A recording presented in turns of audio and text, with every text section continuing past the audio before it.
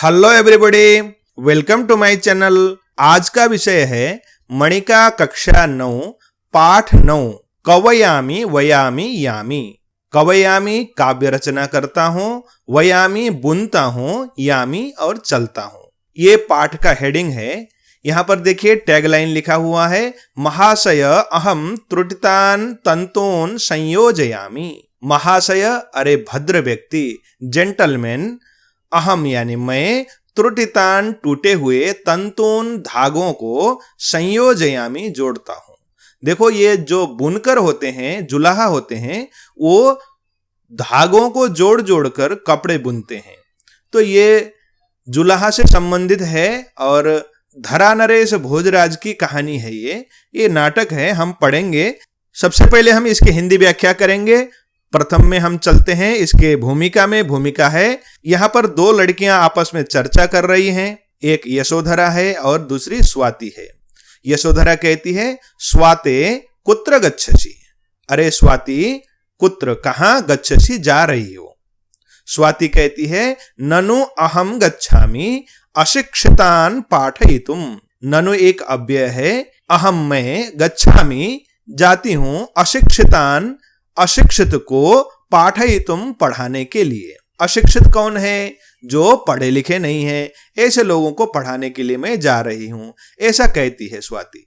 अब यशोधरा कहती है, अतीव शोभनम कार्यम अद्यत्वे शिक्षायाः महत्वम सर्वे जानन्ति। अतीव बहुत, शोभनम अच्छा, कार्यम कार्य है, बहुत बढ़िया काम है। अद्यत्वे आजकल, शिक्षायाः शिक्षा का, महत्वम महत्व, सर्वे जानन्ति सब जानते हैं। यानी आजकल शिक्षा के महत्व को सब जानने लग गए हैं, पढ़ाई जरूर करेंगे, आप अच्छा काम कर रही हैं, ऐसा यशोधरा कहती है। अब स्वाति कहती है, शिक्षां विना तु जीवनम अपूर्णमेव किम न पठसि चतुर्थे पाठे यत विद्याहीनाः न शोभन्ते निर्गंधाः इव किंशुकाः। यानी वो स्वाति कह रही है, शिक्षा बिना, शिक्षा के बिना तू तो जीवनम, जीवन ही, अपूर्णमेव अधूरा है, अपूर्ण है, किम न पठितम क्या नहीं पढ़ा, चतुर्थे पाठे इसी 9वीं कक्षा के मणिका के चौथे पाठ में वह याद दिला रही है, विद्याहीना, विद्या से हीन, विद्या से रहित, न शोभन्ते शोभित नहीं होते हैं, सम्मान को नहीं पाते हैं। कैसे? जैसे निर्गंधाः इव किंशुकाः, गंध रहित, किंशुक, किंशुक के पेड़ के समान, वो जो पढ़े लिखे नहीं हैं वो सम्मान नहीं प्राप्त करते हैं, अच्छे नहीं लगते हैं, ऐसा वो कहती है। चौथे पाठ में हमने पढ़ा था हितोपदेश की एक कथा, जहां पर एक राजा अपने मूर्ख पुत्रों को पढ़ाने के लिए, शिक्षित करने के लिए किस प्रकार प्रयास करता है और शिक्षा के बिना जीवन कितना अधूरा है, ये सब हमने चौथे पाठ में पढ़ लिया था। आप लोग जरूर पढ़िएगा, यहीं पर है साथ में पाठ। हम पुनः इसी पाठ में प्रवेश करते हैं। अब इस बात को सुनकर यशोधरा कहती है, मया अपि पठितम भोजराज्यस्य राज्ये सर्वे एव नागरिकाः न केवलं शिक्षिताः अपितु काव्यम अपि कर्तुम जानन्ति स्म। आम हाँ, मया अपि पठितम, मेरे द्वारा भी पढ़ा गया है।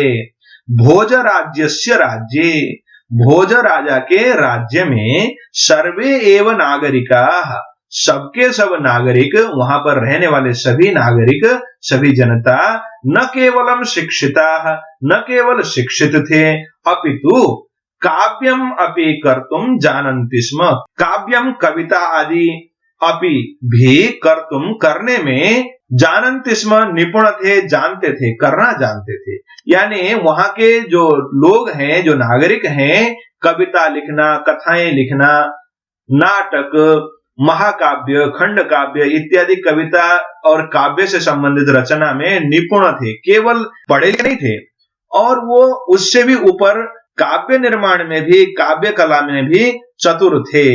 ऐसी बात मैंने भी पढ़ी है, ऐसा यशोधरा कहती है। इसको सुनकर स्वाति कहती है, किम कथयसि सर्वे एव कवयः, किम कथयसि, यानी क्या कह रही हो। सर्वे एव कवय, सबके सब कवि थे वहां पर। ये बहुत बड़ी बात है। इस बात को सुनकर वो अचरज में पड़ गई। अब यशोधरा कहते हैं सत्यम, हाँ सच है। पठनीयम खलु एतत् नाटकम, पठनीयम बहुत पढ़ना चाहिए, पढ़ने योग्य है। एतत् नाटकम, यह नाटक, यानी अब हमें यह नाटक जरूर पढ़ना चाहिए, क्योंकि इसमें सबके सब नागरिक न केवल शिक्षित थे अपितु काव्य रचना में, कविताएं बनाने में, काव्य की विधाएं हैं उनमें निपुण थे। जरूर पढ़ना चाहिए, ऐसा कहते हुए कहती है कवयामी वयामी यामी। इस नाटक का नाम है कवयामी, कवन करता हूं। कवन करता हूं यानी कविता लिखता हूं, कविताओं की रचना करता हूं, अथवा काव्य से संबंधित रचना करता हूं। और वयामी बुनता हूं, और यामी का मतलब चलता हूं, निकलता हूं, ऐसा अर्थ होता है। कवयामी वयामी यामी, देखो कितना रिदमिक वर्ड है तीनों के तीनों। मी लगा हुआ है। और इसमें बहुत सारे काव्य शास्त्रीय और भी अंश हैं। इस विषय में चर्चा करेंगे थोड़े थोड़े आगे पाठ में। चलिए अब हम इस नाटक में प्रवेश करते हैं। नाटक का पहला दृश्य है, नाटक मंचन होने वाली वस्तु है।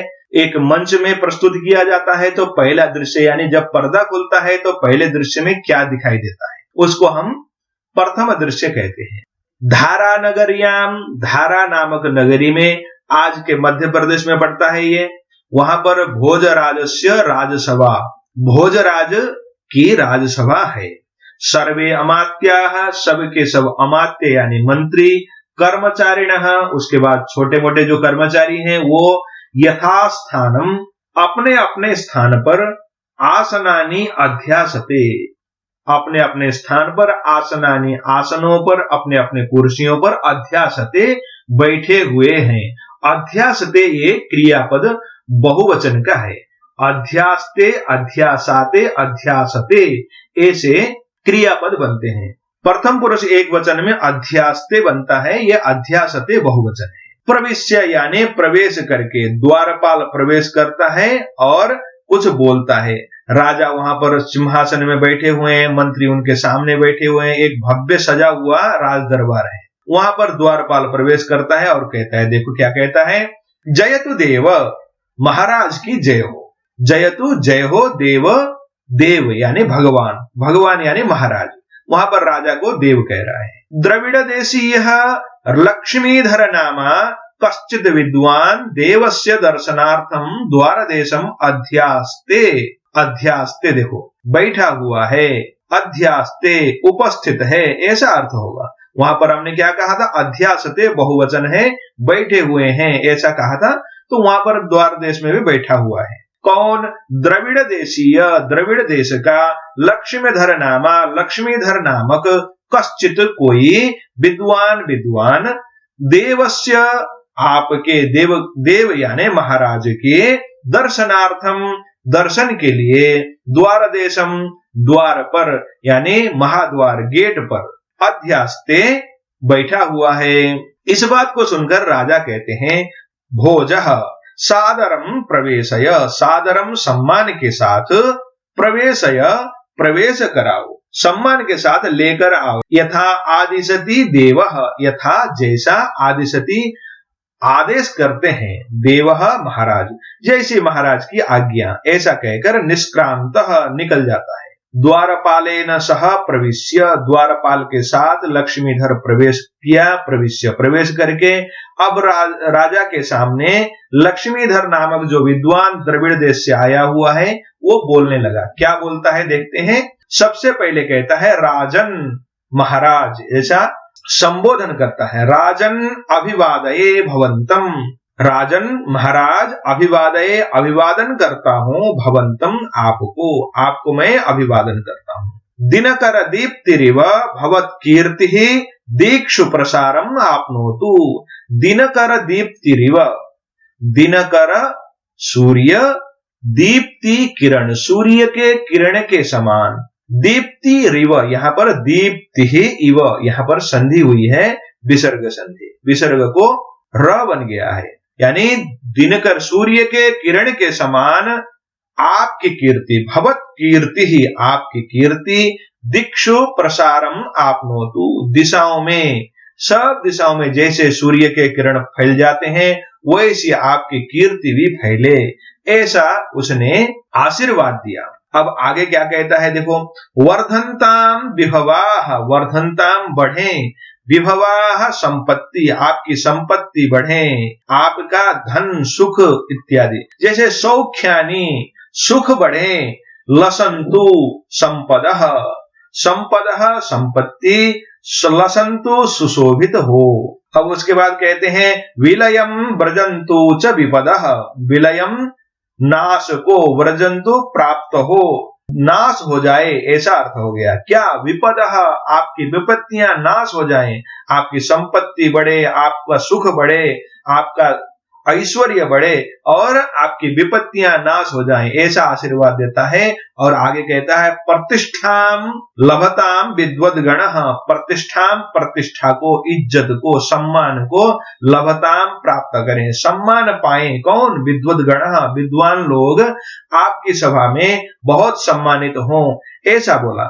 उसके बाद कहता है सततम एधताम विद्यासु कलासु च भवद अनुरागः, सततम निरंतर, एधताम बढ़े, क्या बढ़े? विद्यासु विद्याओं में, कलासु कलाओं में, अनेक प्रकार के विद्याओं में, अनेक प्रकार के कला इत्यादि में, भवत अनुराग, आपका अनुराग बढ़े, आपकी इच्छा और अधिक हो, किसमें? विद्या प्राप्त करने में, ज्ञान प्राप्त करने में, कला इत्यादि को जानने में आपका अनुराग, आपका प्रेम बढ़े। ऐसा कहने के बाद श्रूयताम, ऐसा कहता है सुनिए और सुनिए, और कुछ और बोलना चाहता है। बहुत बड़ा विद्वान आया है तो बहुत बड़ी बड़ी बातें कहेगा और बहुत लंबी चौड़ी बातें करेगा। श्रूयताम, सुने। क्या सुने? एक श्लोक है, क्षमी दाता गुणग्राही स्वामी पुण्येन लभ्यते, अनुकूलः शुचिर्दक्षः कविर विद्वान सुदुर्लभः। ये इसका अन्वय है। कहता है कि क्षमी, क्षमा करने वाला, दाता, दान देने वाला, गुणग्राही, अच्छे गुण को ग्रहण करने वाला, अनुकूलः, सबके लिए अनुकूल, शुचि, शुद्ध हृदय वाला या पवित्र मन वाला, दक्षः, चतुर, और कवि ही, इतने सारे गुण भी हो और कविताएं भी रचता हो, काव्य रचना में भी निपुण हो, ऐसा व्यक्ति, और विद्वान, और साथ में विद्वान भी हो, ऐसा व्यक्ति सुदुर्लभ, दुर्लभ होता है। और अगर ऐसा व्यक्ति दुर्लभ है, उसमें भी वो मालिक भी हो और हमें मिल जाए, तो वो बहुत बड़े पुण्य से मिलता है, यानी स्वामी पुण्येन लभ्यते। ऐसा स्वामी, ऐसा राजा बहुत बड़े पुण्य से मिलता है। ऐसे आप हो, ऐसा इस लक्ष्मीधर नामक विद्वान का अभिप्राय है। और सचमुच में ये लोक भाषा में, लोक समाज में भी प्रचलित है। कहां राजा भोज और कहां गंगू, कुछ और कहते हैं ना ऐसा। किसी को ये पूरा याद हो तो नीचे लिखिएगा। तो ऐसे लोक समाज में प्रसिद्ध व्यक्ति, राजा उस समय में बहुत बड़े और बहुत प्रसिद्ध और बहुत गुणग्राही थे, ऐसा मानते हैं। और राजा भोज के लिखे हुए बहुत सारे संस्कृत के ग्रंथ भी हैं। उन ग्रंथों के नाम अगर आप लोगों को चाहिए तो मैं नीचे कमेंट कर दूंगा। संस्कृत के बहुत बड़े विद्वान हुए हैं वो। तो ऐसा व्यक्ति तो बहुत पुण्य से मिलता है। इन सब बातों को सुनकर राजा भोज कहते हैं अनुगृहीतोस्मि, अनुगृहीतः, अनुगृहीत अस्मि, हो गया हूं, यानी मैं आपकी बात से धन्य हो गया, कृत्य कृत्य हो गया। कुतः समागमनम अत्र भवताम, कुतः कहां से, समागमनम आगमन हुआ, अत्र भवताम आपका, आप कहां से आए ऐसा अर्थ है। आप कहां से आए या आपका कहां से आना हुआ, ऐसा जब राजा ने पूछा तो लक्ष्मीधर कहते हैं राजन यत्र जलपूर्णम सरः भवति तत्र पक्षिणः स्वयं समायान्ति। अरे राजन, अरे महाराज, यत्र, जहां पर जलपूर्णम सरः, जहां पर जल से पूर्ण, सरः सरोवर, तालाब, भवति होता है, तत्र पक्षिणः, वहां पर पक्षिणः, पक्षी, चिड़िया, स्वयं समायान्ति, स्वयं अपने आप आ जाते हैं, उनको कहीं से बुलाना नहीं पड़ता है। ऐसे ही आप मत पूछिए कि मैं कहां से आया। आप जैसे योग्य विद्वान, विद्वानों को सम्मान करने वाले, कवियों का आदर करने वाले व्यक्ति जहां हो, वहां पर स्वयं अपने आप आ जाते हैं। जैसे तालाब को देखकर चिड़िया आ जाती हैं पानी पीने के लिए, ऐसा ही मैं भी आ गया हूं। अहमपि भवताम विद्यानुरागम दानशीलताम च समाकर्ण्य समागतोस्मि, भवद राज्ये निवस्तुम इच्छामि, अहमपि मैं भी भवताम आपके विद्यानुरागम विद्या के प्रति अनुराग, दानशीलताम दान देने की इच्छा वाले या दानशीलता आपके उदार मन को समाकर्ण्य सुनकर समागतः अस्मि आया हुआ हूं। भवद राज्ये आपके राज्य में निवस्तुम इच्छामि रहना चाहता हूं। मैं आया तो हूं और आपका दर्शन करके जाऊं ऐसी इच्छा नहीं है, मैं यहीं रहना चाहता हूं, ऐसा लक्ष्मीधर नामक उस विद्वान ने कहा। तो भोज कहते हैं ममई तत् सौभाग्यम यद भवादृशाः विद्वांसः मम पंडित परिषदम विभूषयेयुः। मम एतत् मम एतत् मम मेरा एतत् यह सौभाग्यम सौभाग्य है, यत कि भवादृशाः आप जैसे विद्वांसः विद्वान लोग मम मेरे पंडित परिषदम पंडित परिषद को विद्वत समाज को विद्वत गण को, देखो राजा के पास बहुत से परिषद होते हैं, मंत्री परिषद विद्वत परिषद ऐसे पंडित परिषद, यानी देखो विद्वानों का काम भी है, मंत्रियों का काम भी है, और देश की रक्षा करने के लिए योद्धाओं का भी काम है, तो राजा के लिए सबका काम है। ऐसा तो मेरा सौभाग्य है कि मेरे पंडित सभा में आप जैसे विद्वान का आकर विभूषयेयुः विभूषित करें, यानी मेरे पंडित परिषद को सुशोभित करें, ये मेरा सौभाग्य है, ऐसा राजा कहता है। और मंत्री को कहता है, देखो मंत्रिणम प्रति, मंत्री की ओर अभिमुख होकर मंत्री को आदेश देते हुए बोलते हैं मंत्रीवर नगरपालम समाहूय आदिश्यताम यत स लक्ष्मीधर विदुषे निवास व्यवस्थाम कारयतु। मंत्रीवर, अरे मंत्री जी, नगरपालम नगर के रक्षक यानी नगरपाल, नगर का जो मुखिया है उस नगरपाल को समाहूय बुलाकर आदिश्यताम आदेश करें, यत कि स लक्ष्मीधर विदुषे, वो जो नगरपाल है वह लक्ष्मीधर नामक इन विद्वान के लिए निवास व्यवस्था, निवास की व्यवस्था, अब ये यहीं रहेंगे, उनके लिए घर की व्यवस्था, एक घर बनाकर अथवा घर खोज कर व्यवस्था कारयतु व्यवस्था करें। नगरे कृत निवासम, नगर में रहने वाले, अपठितम न पढ़े हुए अनपढ़ जन्म व्यक्ति को निस्सार्य निकाल कर तद्गृहे उसके घर में एषः पंडितवरः वासयितव्यः, एषः यह पंडितवरः पंडितों में श्रेष्ठ, श्रेष्ठ पंडित जी को वासयितव्यः बैठाना है, रखवाना है अथवा बसाना है, ऐसा आदेश दिया। यानी जो अनपढ़ है, निरक्षर है, मूर्ख है, उसको हमारे देश से हटाकर उसके घर में इनको रखवाना है, उसको निकालना है, यानी उसको कुछ पैसा देकर उसके घर का उसको उस स्थान से दूसरे स्थान में ले जाना है, यानी अपने यहाँ सब विद्वानों को रखना है, ऐसा भाव राजा का था। तो अब मंत्री कहता है यथा आज्ञापयति देवः, यथा जैसा आज्ञापयति आज्ञा करते हैं देवः महाराज, जैसी महाराज की आज्ञा, ऐसा कहकर निष्क्रम्य, निष्क्रम्य यानी निकलकर पुनः नगरपालेन सह प्रविश्य, पुनः फिर से नगरपालेन, नगर का जो पालक है, आज के हिसाब से एसडीएम डीएम जो होते हैं ना, वो ऐसा ही होगा, पूरे उस नगर की जो व्यवस्था है उसका व्यवस्थापक जो भी डीएम एसडीएम जैसा ही कुछ रहा होगा। तो वो आया नगरपाल के साथ प्रवेश करके, वो खुद आया, मंत्री नगरपाल को लेकर आया और क्या कहता है देखते हैं। नगरपाल बोल रहा है, देखो, नगरपालः महाराज मंत्रीवरस्य आदेशेन अहम समस्ते नगरे भ्रांत्वा कमपि निरक्षरम मूर्खम वा जनम न अपश्यम कुत्र वासयितव्यः पंडितवर्यः। देखो नगरपाल कहता है महाराज मंत्रीवरस्य, मंत्री जी के आदेशेन आज्ञा से अहम मैं समस्ते नगरे संपूर्ण नगर में भ्रांत्वा घूमकर कमपि किसी भी निरक्षरम अनपढ़ अथवा मूर्खम मूर्ख जन्म व्यक्ति को न अपश्यम नहीं देखा। पूरे नगर में मैंने घूम घूम कर एक एक घर को छान मारा, लेकिन कोई भी अनपढ़ निरक्षर व्यक्ति नहीं मिला।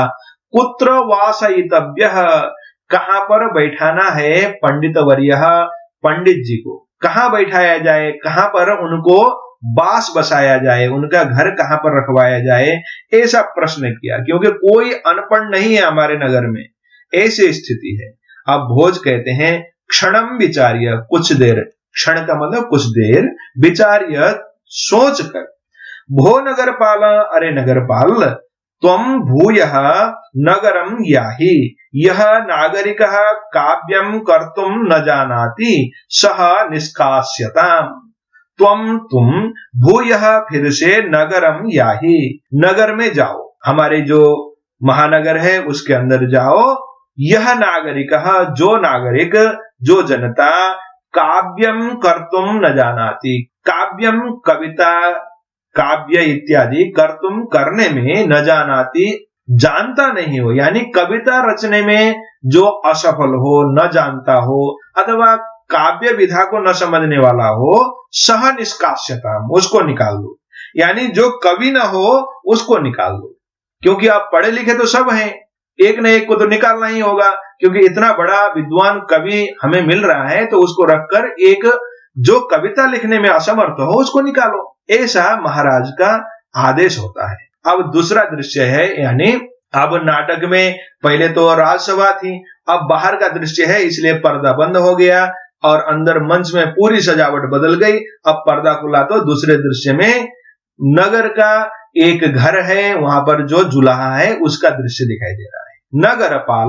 वहां पर नगरपाल है, तंतुवायम यानी बुनकर, जुलाहा बोलते हैं, वस्त्र बुनने का काम करते हैं, उनके प्रति भो किमेतत करोषि, अरे क्या कर रहे हो, यह क्या कर रहे हो, ऐसा नगरपाल ने पूछा। तंतुवायः जुलाहा, जुलाहा बोलता है महाशय अहम त्रुटितान तंतून संयोजयामि, अरे महाशय, अरे भद्र व्यक्ति, अहम त्रुटितान, मैं टूटे हुए, तंतून धागों को, संयोजयामि जोड़ता हूं, यानी मैं धागों को, छोटे छोटे टूटे हुए धागों को जोड़कर कपड़े बुनता हूं, ऐसा अर्थ है। यही हमारा टैगलाइन था, है ना, पाठ का। तो ये तंतुबाई ने कह दिया कि मैं धागों को जोड़कर आप लोगों के कपड़े बुनता हूं, ऐसा उसका अभिप्राय है। नगरपाल कहता है किम पठितोसि, क्या पढ़े लिखे हुए हो, पठितः असि, पढ़े हुए हो, यानी कुछ पढ़ाई लिखाई किए हो या कुछ नहीं पढ़े हो, अनपढ़ हो, खाली बुनने का काम करते हो। तंतुवायः, वो जो जुलाहा है वो कहता है मया गुरुकुले शिक्षा गृहीता, हाँ मया, मेरे द्वारा, गुरुकुले, गुरुकुल में, शिक्षा गृहीता, पढ़ाई की गई है, मैंने शिक्षा ली है, कहां पर जाके, गुरुकुल में जाके। हमारे पुरानी परंपरा में सभी लोग गुरुकुल में पढ़ाई करते थे, तो हमारे यहाँ की शिक्षा की पद्धति गुरुकुलीय थी, भारतीय पद्धति, इसलिए गुरुकुल में जाके उसने भी पढ़ाई की थी। अब नगरपाल कहता है किम काव्य रचनाम जानासी, क्या कविता वगैरह काव्य लिखना जानते हो। काव्य शब्द से अर्थ ये होता है बच्चों कि नाटक, महाकाव्य, उपन्यास, निबंध, कविताएं, ये सब काव्य के अंतर्गत आते हैं। लेकिन काव्य का मतलब सीधा सीधा अर्थ सामान्यतया कविताओं को गाना अधिक होता है, इसलिए काव्य रचना यहाँ पर कविता के लिए आया है, किंतु काव्य से अभिप्राय सभी प्रकार के काव्य विधा के लिए होता है। तो काव्य बनाना जानते हो, ऐसा नगरपाल ने पूछा, तो तंतुबाई कहता है, तंतुबाई यानी जुलाहा बोल रहा है, पश्यतु ये भगवान, आप ही देखो, तंतु संयोजने व्यग्रोहम व्यग्रह अहम, तंतु संयोजने यानी धागों को जोड़ने में, यानी वस्त्र बुनने में, व्यग्रह, मैं व्यग्र, अहम हूं, कथम काव्यम कुर्याम, कैसे मैं काव्य करूं, कथम कैसे, काव्यम कविताएं, कुर्याम करूं, यानी मुझे फुर्सत ही नहीं है अपने वस्त्र बुनने में, तो मैं कैसे कविताएं लिखने लगूं, इतना फुर्सत हो तो मैं कविताएं लिखूं। ऐसा उसने जब कहा तो नगरपाल कहता है तरही त्वया मया सह राजसभाम गंतव्यम, तरही तो या तुम्हें, मया सह मेरे साथ, राजसभाम गंतव्यम, राजसभा की ओर जाना पड़ेगा।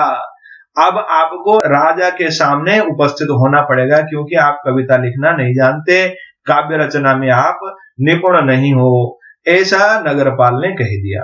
अब तंतुवाय यानी बुनकर कहता है प्रसीदतु भवान, अरे महाराज प्रसन्न हो जाएं, अरे महाराज नाराज मत हो, ऐसा अर्थ है ये। प्रसीदतु भवान, आप प्रसन्न हो। तत्र गत्वा किम करिष्यामि दयस्व मयि दयस्व, तत्र गत्वा वहां जाकर किम करिष्यामि क्या करूंगा, दयस्व दया करें, मयि दयस्व मुझ पर दया करो। अब आगे कहता है तत्र गमनेन मम कार्यहानि भविष्यति, तत्र वहां राजसभा में गमनेन जाने से मम मेरी कार्यहानि काम में हानि भविष्यति होगी, यानी मैं जो काम कर रहा हूं वो काम रुक जाएगा, काम में हानि होगी, इसलिए मैं जाना नहीं चाहता हूं, ऐसा तंतुवाय कहता है। अब नगरपाल कहता है ना हम जाने, मैं नहीं जानता, त्वया गंतव्यम एव, त्वया तुम्हारे द्वारा गंतव्यम एव जाना ही चाहिए, यानी आपको जाना ही होगा। एषः राजादेशः, ये सह यह राजादेश, राजा का आदेश है, ये राजा का आदेश है, मेरा नहीं है, नगर पालक का नहीं, ये राजा का आदेश है, इसलिए जाना ही पड़ेगा, ऐसा बोलता है। विसृज कार्यम, काम को छोड़ दो, काम भूल जाओ, क्या काम कर रहे थे। झटिति आगच्छ, झटिति बहुत जल्दी से, आगच्छ आओ, मया साकम मेरे साथ, यानी अब काम हम छोड़ दो, मेरे साथ जल्दी से जल्दी चलो, ऐसा नगरपाल ने आदेश दिया, क्योंकि यह राजा का आदेश था। अब इस बात को सुनकर कहता है तंतुवाय राजादेश इति, राजा का आदेश है, ऐसी बात है।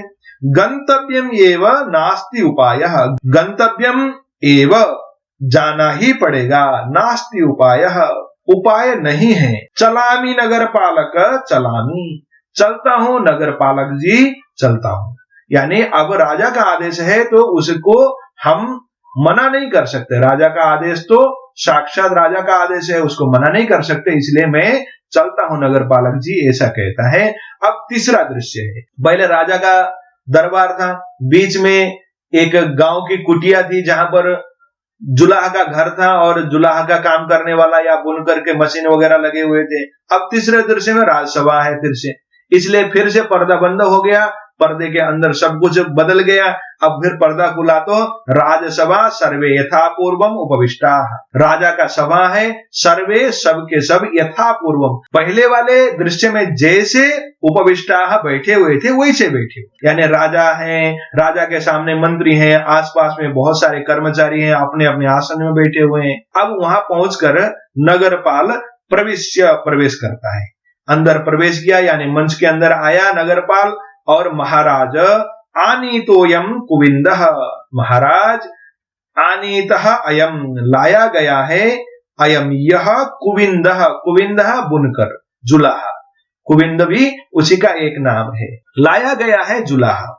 अयम काव्यम कर्तुम न जानाति, अयम यह काव्यम कर्तुम, काव्य यानी कविता इत्यादि रचना करने में, न जानाति समर्थ नहीं है, नहीं जानता है। भोजराज, अब भोजराज कहते हैं कुविंदम प्रति, उस जुलाहा की ओर अभिमुख होकर उससे बात करते हुए राजा कहते हैं भोः त्वम काव्यम कर्तुम न जाने से, अरे भो का मतलब अरे तुम काव्यम कविता इत्यादि कर्तुम करने में न जाने से नहीं जानते हो, कविता करना नहीं जानते, ऐसा कहा। और कहते हैं अतः राजकोषात् धनम गृहीत्वा क्वचिद अन्यत्र प्रस्थानम कुरु, तव गृहे एषः पंडितवरः सकुटुम्बः स्थास्यति, अतः इसलिए राजकोषात्, राजकोष से, धनम गृहीत्वा धन लेकर, क्वचिद अन्यत्र कहीं अन्यत्र किसी दूसरे स्थान की ओर, प्रस्थानम कुरु प्रस्थान करो, चले जाओ, तव गृहे आपके घर में, एषः पंडितवरः यह पंडित श्रेष्ठ, लक्ष्मीधर, सकुटुम्बः अपने परिवार के साथ, स्थास्यति रहेगा, यानी अब आप इस घर को छोड़ दो, आप अपने घर के मूल्य का धन हमारे राजकोष से लेकर आप अन्यत्र जाके निवास करो, यहाँ पर ये लक्ष्मीधर नामक पंडित रहेगा। ऐसा जब राजा ने कहा तो तंतुवायः यानी ये बुनकर जुलाहा बोलता है राजन राजनियमः तु मया पालनीयः एव, तथापि श्रूयताम मम एकम निवेदनम, महाराज राजनियम, राजा का नियम, राजा की आज्ञा, तो मया मेरे द्वारा पालनीय एव, पालने योग्य है, पालना ही है, आपने जो कहा उस आदेश को तो मुझे मानना ही है। तथापि श्रूयताम, फिर भी सुने, मम एकम निवेदनम, मेरा एक निवेदन है, उसको आप सुने। ऐसा जब तंतुबाई ने कहा तो भोजराज कहते हैं त्वरितम ब्रूहि, जल्दी बताओ अथवा जल्दी बोलो क्या बात है। अब तंतुबाई कहता है महाराज तंतुवयनम मम व्यवसाय, महाराज तंतुवयन यानी धागों को बुनना, वस्त्र बनाना, मम व्यवसाय मेरा व्यवसाय है। मेरा मुख्य काम तो धागों को जोड़ जोड़कर संयोजन कर करके वस्त्र बनाना है। अतः अहम रात्रिंदिवम परिश्रम्य अनेन व्यवसायेन जीविकाम अर्चयामि। अहम रात्रिंदिवम, मैं रात दिन यानी दिन रात परिश्रम करके अनेन इस व्यवसाय के द्वारा जीविकाम अर्जयामि, जीविका अर्जन करता हूं, यानी जीने के लिए जो आवश्यक है उन सब की व्यवस्था करता हूं। काव्य रचनायां महाकवितुल्यः मम अभ्यासः नास्ति, तथापि किंचित निवेदयामि श्रोतुमर्हन्ति भवन्तः। काव्य रचनायां, कविता रचना करने में, काव्य बनाने में, महाकवितुल्य, महान बड़े बड़े कवियों के तुल्य समान, मम मेरा अभ्यास नास्ति, मेरा अभ्यास नहीं है, क्योंकि मैं दिन रात किसमें लगा हुआ हूं, अपने वस्त्र बुनने के व्यवसाय में लगा हुआ हूं, इसलिए महाकवियों के समान मेरा अभ्यास नहीं है, दिन रात मैं अभ्यास नहीं कर रहा हूं। तथापि फिर भी किंचित कुछ निवेदयामी निवेदन करता हूं, श्रोतुमर्हन्ति भवन्त, देखो मैं दिन रात तो दूसरे काम में लगा हुआ हूं, फिर भी मैं कुछ कविताएं करता हूं, उनको आप श्रोतुमर्हन्ति सुन सकते हैं, ऐसा कहा।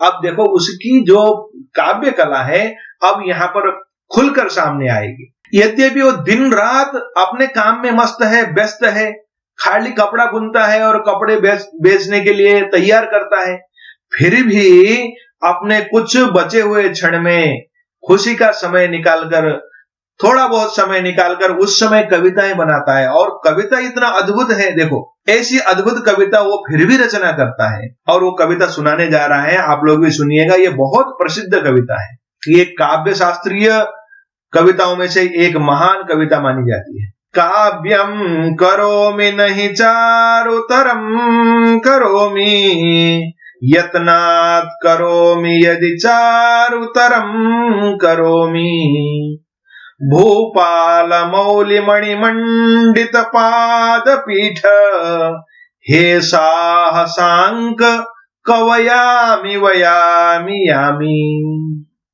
इस कविता को सुनाने के बाद मस्त माहौल को बना देता है जुलाहा। देखो इसका अर्थ है अहम काव्यम करोमि, मैं कविताएं रचता हूं, काव्य रचना करता हूं। चारुतरम नहीं करोमि, चारुतरम सुंदर, बहुत अच्छा लगने वाला, नहीं करोमि नहीं करता हूं। क्यों नहीं करता हूं ये पहले ही बता दिया, क्योंकि मुझे फुर्सत नहीं होता।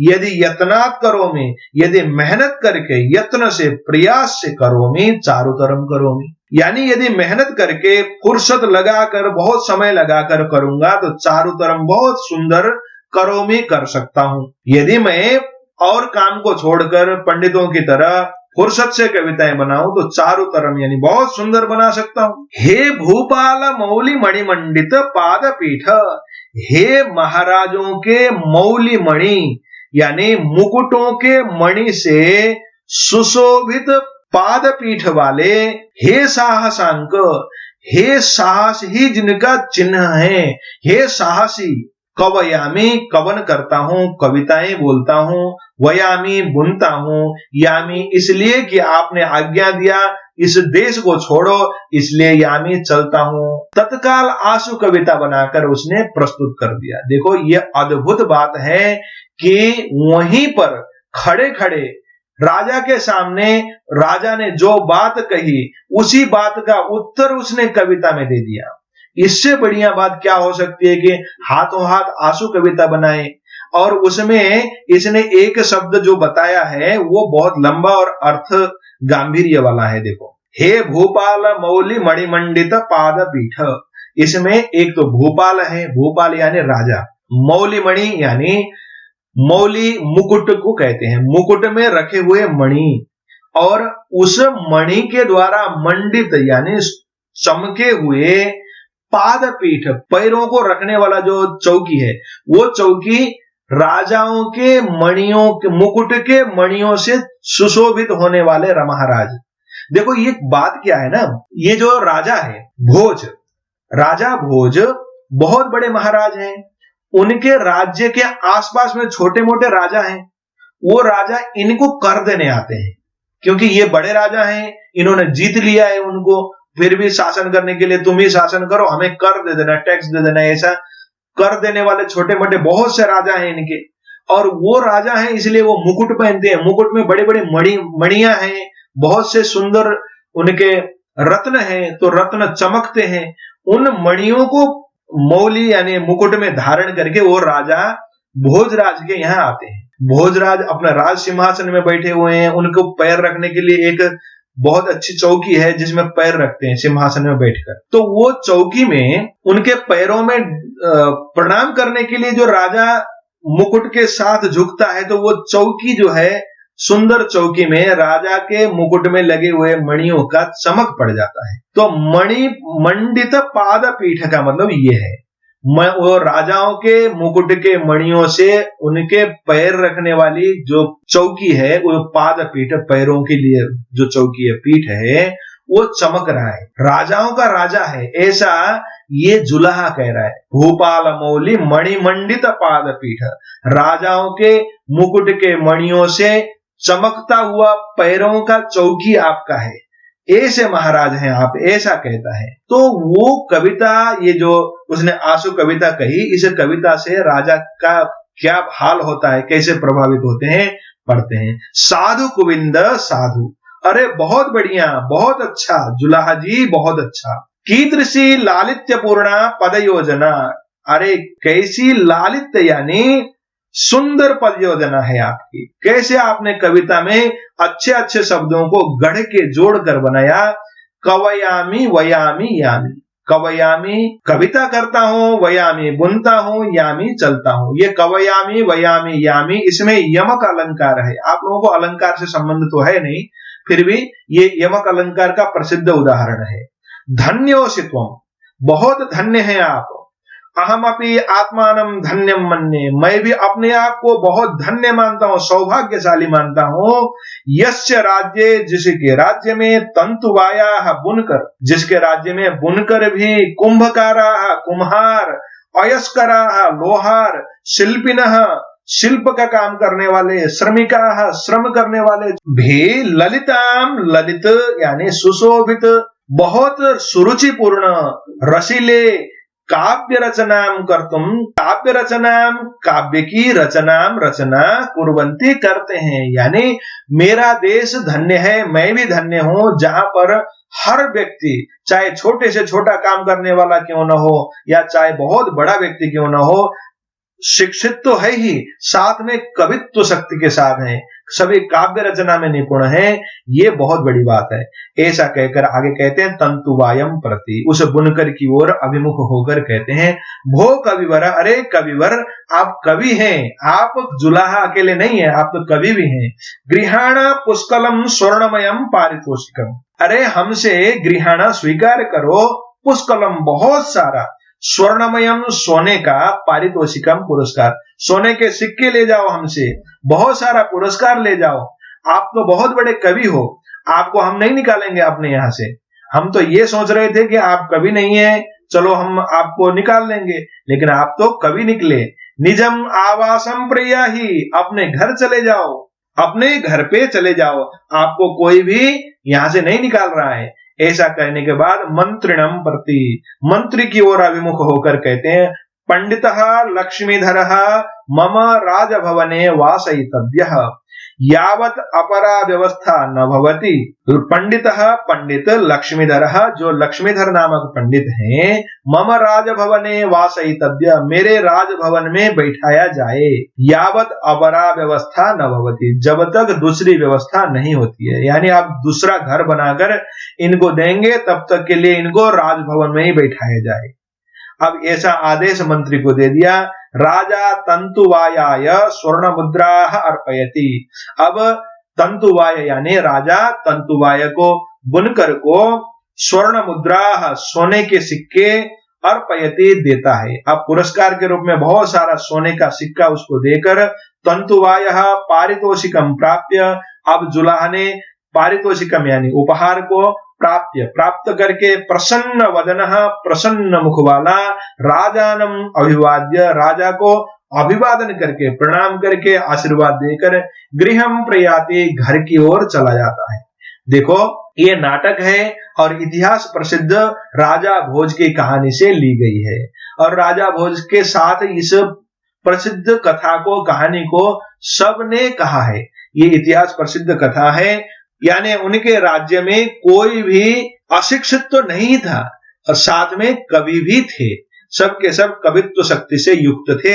ये इस नाटक से हमें ज्ञान होता है। अब इसके अभ्यास को हम अगले वीडियो के साथ करेंगे। तब तक के लिए पढ़ते रहें, आगे बढ़ते रहें। नमो नमः, पुनर्मिलामः, धन्यवादः।